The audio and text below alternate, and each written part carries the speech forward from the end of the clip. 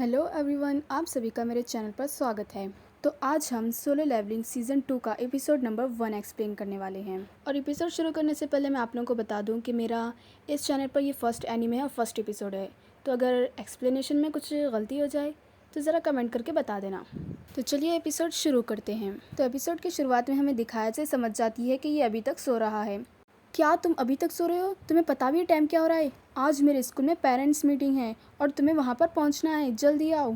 फिर जिन्हों जल्दी से तैयार होकर जिन्हा के स्कूल में पहुँच जाता है और उसके इस लुक को देखकर उसकी बहन भी काफ़ी ज़्यादा शॉक हो जाती है क्योंकि वो इस वक्त बदल गया था। फिर वो पूछता है क्या मैं बुरा लग रहा हूँ, लेकिन वो कहती है नहीं, बुरे तो नहीं लग रहे हो, बस थोड़े अलग लग रहे हो। इसके बाद में हमें दूसरा सीन दिखाया जाता है जहाँ पर जिन्वू अपनी बहन के टीचर से मिलने जाता है और वो उनसे बात करता है और उसकी टीचर जिन्हा की बहुत ज़्यादा तारीफ़ करती हैं और वो कहती हैं कि जिन्हा बहुत ज़्यादा अच्छा पढ़ती है और वो स्कूल में सभी के लिए एक रोल मॉडल की तरह है और साथ ही साथ में उसके ग्रेड्स भी बहुत ज़्यादा अच्छे आते हैं और वो मेडिकल स्कूल में आराम से जा सकती है और वो भी यही चाहती है। तो मैं चाहती हूँ कि तुम उसके ऊपर किसी और चीज़ का प्रेशर मत डालना। और हाँ, मैं तुमसे एक और सवाल पूछना चाहती हूँ, क्या तुम उसे हंटर बनने दोगे? तो जिन्वू थोड़ा सोचता है और फिर उसके बाद में वो कहता है नहीं, मैं इसकी इजाज़त कभी नहीं दूंगा। फिर उसकी टीचर कहती है मैं जानती थी तुम ऐसा ही ज़रूर कहोगे, तो क्या तुम मेरे लिए दूसरा काम कर सकते हो? फिर उसके बाद में हमें दूसरा सीन दिखाया जाता है जहाँ पर सॉन्ग एक बिल्डिंग में से निकल रही होती है और वो देखती है कि वहाँ पर जिन्वू भी खड़ा हुआ है। फिर उसके बाद में जिन्वू अपनी और उसकी बहन की फ़ोटो दिखाता है और पूछता है क्या तुम इसे जानती हो? तो सॉन्ग जो कि जिन्हा की फ्रेंड होती है वो कहती है हाँ, तो क्या तुम उसके बड़े भाई हो? फिर जिन्वू कहता है हाँ, मैं उसका बड़ा भाई हूँ।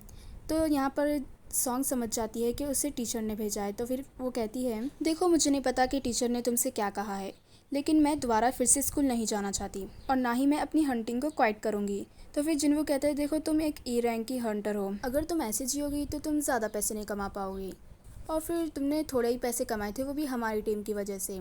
सॉन्ग कहती है क्या तुम यहाँ पर मुझे लेक्चर देने के लिए आए हो? जिन्वू कहता है मैं तुम्हें हंटिंग क्वाइट करने के लिए नहीं कह रहा हूँ। फिर हमें दूसरा सीन दिखाया जाता है जहाँ पर डोंग सो जो अमेरिका गया था वो वापस आ जाता है और उससे मिलने के लिए जिनचुल वहाँ पर आता है। ये देखकर डोंग सो भी कहता है अरे, हंटर एसोसिएशन का मैनेजर मुझसे मिलने के लिए आया है।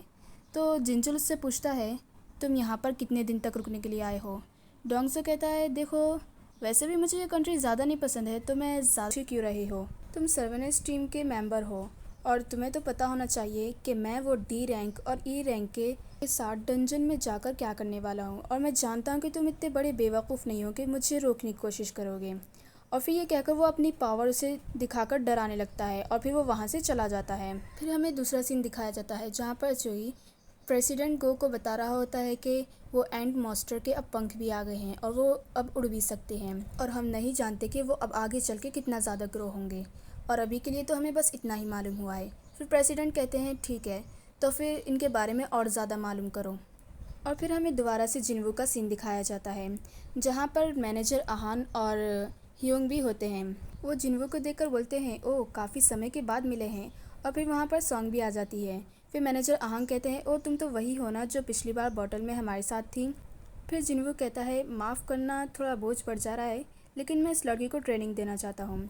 फिर मैनेजर आहांग कहते हैं नहीं, कोई बात नहीं, हम जानते हैं कि तुम आसानी से इसे संभाल लोगे और अच्छे टाइम पर तुम यहाँ पर आए हो। देखो, यहाँ पर ये सी रैंक का डंजन खुला है।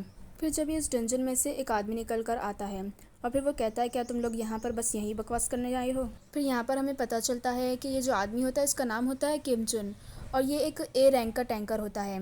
फिर हायांग कहता है कि ये जो मिशन है वो हमारे यंग हंटर्स की ट्रेनिंग के लिए डिज़ाइन किया गया है और ये जो और किमचन टीम का लीडर होगा और जब से इसे पता चला है कि तुम भी आ रहे हो, इसका थोड़ा मूड ख़राब हो गया है। और फिर इसके बाद किमचन भी इन लोगों की थोड़ी बुराई करता है, इन लोगों को नीचा दिखाता है। फिर इसके बाद में आहन कहता है कि हमारी टीम में एक ए रैंक का हंटर है, 5 बी रैंक के, 2 सी रैंक के और 2 ई रैंक के दिखाना। फिर उसके बाद में वो सभी लोग उस गेट के अंदर चले जाते हैं और फिर अचानक से जिन्वू को अजीब सा फील होता है। इससे पहले कि वो कुछ कर पाता, जब भी अचानक से वो बॉटल एक रेड बॉटल में बदल जाता है और फिर जिन्वू जल्दी से सॉन्ग को लेकर उस बॉटल के बाहर जाने की कोशिश करता है, लेकिन फिर वो आधा ही वहाँ पर पहुँच पाता है और फिर वो सभी से कहता है कि प्राइमरी स्ट्राइक टीम को कांटेक्ट करो।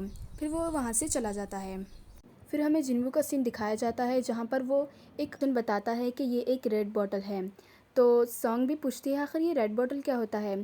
फिर जिन्वो बताता है ये एक ऐसा बॉटल होता है जहाँ पर हम जब तक उसके बाहर नहीं निकल सकते जब तक कि हम उसके बॉस को ना हरा दें, और ये गेट हमें एक अलग ही दुनिया में लेकर चला जाता है। यहाँ के मॉन्स्टर बहुत ज़्यादा खतरनाक और डेंजरस होते हैं।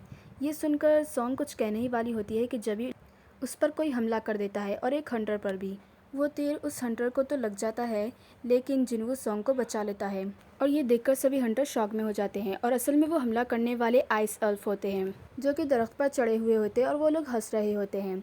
जिन्वो इन लोगों को देखकर समझ जाता है कि ये लोग पहले कमज़ोरों पर हमला कर रहे हैं और उन लोगों को ख़त्म कर रहे हैं। और वो आइस एल्फ भी जिन्वो को चिढ़ाने लगते हैं, जिससे जिन्वो गुस्से में आ जाता है, और फिर वो लोग वहाँ से चले जाते हैं।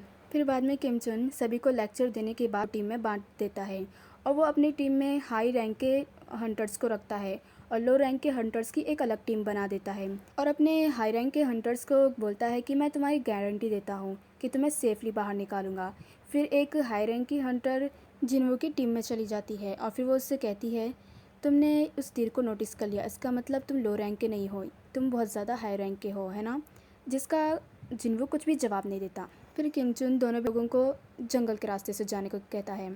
किम चुन अपने साथियों के साथ आगे जा रहा होता है कि जब भी उसके नज़र एक पेड़ पर पड़ती है जहाँ पर एक पंजों के निशान थे। वो समझ जाता है ये भालू के पंजे हैं, और वो लो रैंक की टीम वाले तो अब बिल्कुल भी नहीं बचने वाले। फिर अचानक से उनके सामने एक बड़ा सा भालू आ जाता है। फिर वो सभी लोग उन भालुओं से लड़ने के लिए रेडी हो जाते हैं, और वहाँ पर वो सबसे बड़ा वाला भालू किम चुन पर हमला कर देता है। लेकिन जब भी वो अपनी शील्ड को सामने कर देता है, जिससे उस भालू के नाखून टूट जाते हैं, और फिर वो तलवार से उसके 2 टुकड़े कर देता है, जिसे देखकर दूसरे भालू बहुत ज़्यादा गुस्से में आते हैं और उन सभी के ऊपर हमला कर देते हैं। फिर हमें दूसरा सीन दिखाया जाता है जिन्वो की टीम का, जो जंगल में जा रहे होते हैं। फिर जब भी वो लड़की कहती है रुको, यहाँ पर इतने ज़्यादा पंजों के निशान हैं, ये पूरा आइस बेयर का इलाका है, हमें यहाँ से चले जाना चाहिए। जिन्वो कहता है इसीलिए तो हम यहाँ पर आए हैं, हमें आइस एल्फ की कोई टेंशन लेने की ज़रूरत नहीं है। वो लोग चालाक होते हैं तो हमें उन्हें हराना मुश्किल होगा, लेकिन हम ये भालुओं को आसानी के साथ हरा सकते हैं। यहाँ पर बहुत ज़्यादा सर्दी है। ये कहकर वो अपनी इन्वेंट्री में से गर्म कोट सभी के लिए निकालता है, जिसे देखकर सभी लोग हैरान और परेशान हो जाते हैं। फिर अचानक से उनके सामने एक बड़ा सा भालू आ जाता है, जिन्वो सभी को पीछे रहने के लिए कहता है, और फिर वो अपना टाइटल चेंज कर लेता है, जिससे उसके अटैक का डैमेज 40% ज़्यादा होगा। फिर यहाँ पर हमें दूसरा सीन दिखाया जाता है जहाँ पर बैक उस गेट के सामने आ जाता है, और वो पूरा गेट सील हो चुका होता है। वो कहता है ए और बी रैंक के कुछ लोग शायद के बच सकते हैं। फिर प्रेसिडेंट आंग जिन्वो के बारे में बात करने लगते हैं, और वो कहते हैं कि मुझे वो कुछ इंटरेस्टिंग लगा कि जब भी वहाँ पर डोंगसो भी आ जाता है, जिसे देखकर बैग बहुत ज़्यादा हैरान हो जाता है, और वो कहता है तुम तो अमेरिका गए थे ना, यहाँ पर कैसे आ गए। फिर डोंगसो कहता है वो ई रैंक तुम हो कौन। जिन्वो कुछ रिप्लाई नहीं देता, और फिर हमें दिखाया जाता है कि वो सभी लोग उन्हीं बेयर्स का मीट खा रहे होते हैं, और वो लोग जिन्वो के बारे में बात कर रहे होते हैं कि कैसे उसने अकेले ही सारे भालुओं को हरा दिया। और फिर सॉन्ग कहती है वो अभी भी लड़ने गया है, वो कितना अजीब है ना। फिर यहाँ पर जिन्वो एक पूरे बेयर्स के केव के सामने आ जाता है, जहाँ पर बहुत ज़्यादा बेयर्स होते हैं। फिर जिन्वो कहता है तो तुम लोग ज़्यादा हो, तो मुझे भी अपने आप को ज़्यादा करना होगा। और ये कहकर वो अपने शैडो मोनार्क आर्मी और इग्रिस को बाहर बुला लेता है, और फिर वो उन सभी से कहता है तो चलो ठीक है, ये तुम सभी की पहली जॉब है, जाओ और इन सभी को ख़त्म कर दो। फिर शैडो मोनार्क आर्मी उन सभी भालुओं से लड़ने के लिए रेडी हो जाती है, और भालू भी इन लोगों से लड़ने के लिए रेडी हो जाते हैं। फिर इन लोगों के बीच में ख़तरनाक सी बैटल स्टार्ट हो जाती है, और यहाँ पर शैडो मोनार्क आर्मी बहुत ज़्यादा भारी पड़ रही होती है उन भालुओं पर, और वो लोग उन बेयर्स को बहुत बुरी तरीके से मार रहे होते हैं। और यहाँ पर जिन्वो की एमपी भी बहुत तेज़ी से ख़त्म हो रही होती है, लेकिन जब भी वहाँ पर सबसे बड़ा भालू आ जाता है और वो शैडो मोनार्क आर्मी पर भारी पड़ जाता है, वो चुटकियों में इन लोगों को मारने लगता है, और वो लोग अपनी ज़्यादा ताकत है जिसकी वजह से और ज़्यादा शैडो से स्पॉन नहीं कर पाता वो। और फिर वो इग्रिस को भेजता है उस भालू को हराने के लिए, और फिर वो भालू भी इग्रिस से लड़ने के लिए रेडी हो जाता है, और फिर उन दोनों के दरमियान बहुत ज़्यादा ख़तरनाक सी बैटल स्टार्ट हो जाती है। और फिर वो भालू अपना ख़तरनाक वाला फॉर्म यूज़ करने वाला होता है कि जब भी इग्रिस उसका गला काट देता है, और उसका सर जिन्वो के सामने आके गिरता है। जिन्वो ये देखकर डर जाता है, और वो कहता है अगर इसने पिछले बॉटल में तलवार यूज़ की होती तो शायद कि मैं हरगिज़ भी ना जीत पाता, और अब मुझे इससे भी ज़्यादा ताकतवर बनना होगा। फिर इग्रेज जिन्वो के सामने आकर उसको बो करता है और जिन्वो उसके कंधे पर हाथ रखकर उसकी तारीफ करता है।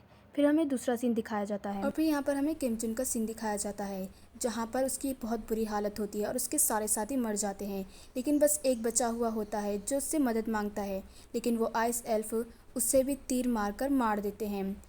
ये देखकर किमचुन बहुत ज़ोर से चिल्लाता है और वो डर की वजह से वहाँ से भाग जाता है। फिर वो आइस एल्फ का लीडर उसे देखता है और इसी के साथ हमारा ये एपिसोड यहीं पर ख़त्म हो जाता है। उम्मीद है कि आपको ये एपिसोड पसंद आया होगा। अगर पसंद आया हो तो लाइक कीजिए और सब्सक्राइब करना मत भूलिए और इसका अगला वीडियो कल अपलोड होगा। तो मिलते हैं अगले वीडियो में, जब तक के लिए बाय बाय।